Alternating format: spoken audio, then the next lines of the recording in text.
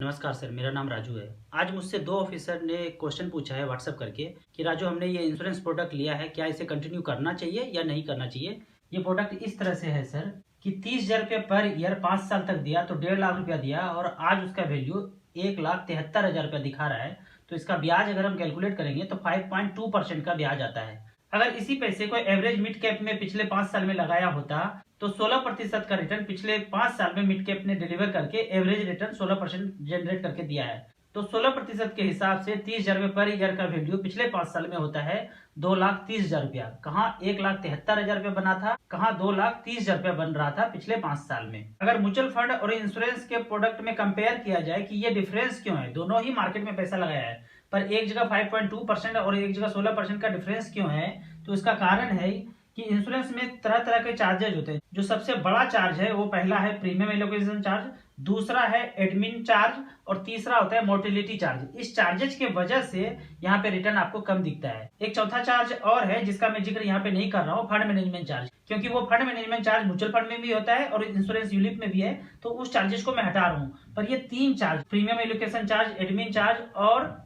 Mortality charge, इसके वजह से यूलिप में आपको रिटर्न कम दिखता है या ट्रेडिशनल प्लान में आपको रिटर्न कम दिखता है। अब एक दूसरे प्लान के बारे में देखते हैं कि 3,762 रुपया का प्रीमियम देते हैं, आने वाले 24 साल तक देना है और अगर 24 साल तक कंटिन्यू करते रहे तो टोटल जमा करेंगे हम 10,83,000 और 5% के रेट से ये ट्रेडिशनल प्लान 20,96,000 रुपया बनाएगा। आज के डेट में कोई भी ट्रेडिशनल प्लान 4 से 5% से ज्यादा रिटर्न डिलीवर नहीं करेगा और इसका कोई एश्योरेंस भी नहीं है। तो हम 5% के रेट को कैलकुलेट करते हैं तो 10,83,000 का वैल्यू आने वाले 24 साल में 20,96,000 बनता है। आप देख सकते हैं पोस्ट ऑफिस का, बैंक का, पीएफ का, सबका रिटर्न कम हुआ है, तो उसके तुलना में ट्रेडिशनल प्लान का भी रिटर्न कम ही होगा।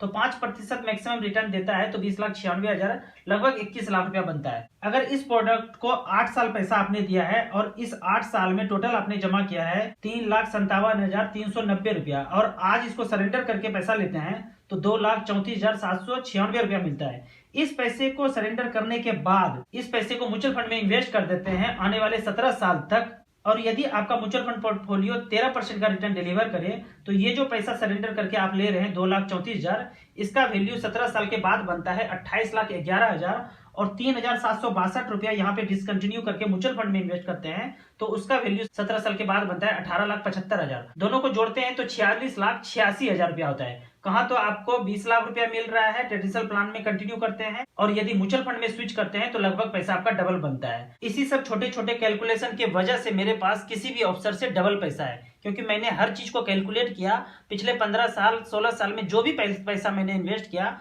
वो म्यूचुअल फंड में इन्वेस्ट किया तो मुझे पैसा डबल होके मिल रहा है। आपको इस तरह का छोटा छोटा कैलकुलेशन जानना है तो मेरे नंबर 9929641265 पे मुझे व्हाट्सएप कर सकते हैं। जब मैं फिजिकल क्लास करता हूँ स्कूल में, कॉलेज में, यूनिट्स में, तो लोग मुझे आगे थैंक यू बोलते हैं। पर आप तो मुझे यहाँ ऑनलाइन देख रहे हैं तो इस लाइक बटन और सब्सक्राइब बटन को अगर आप टच करते हैं तो वो थैंक यू मुझे आ जाएगा। Thank you so much.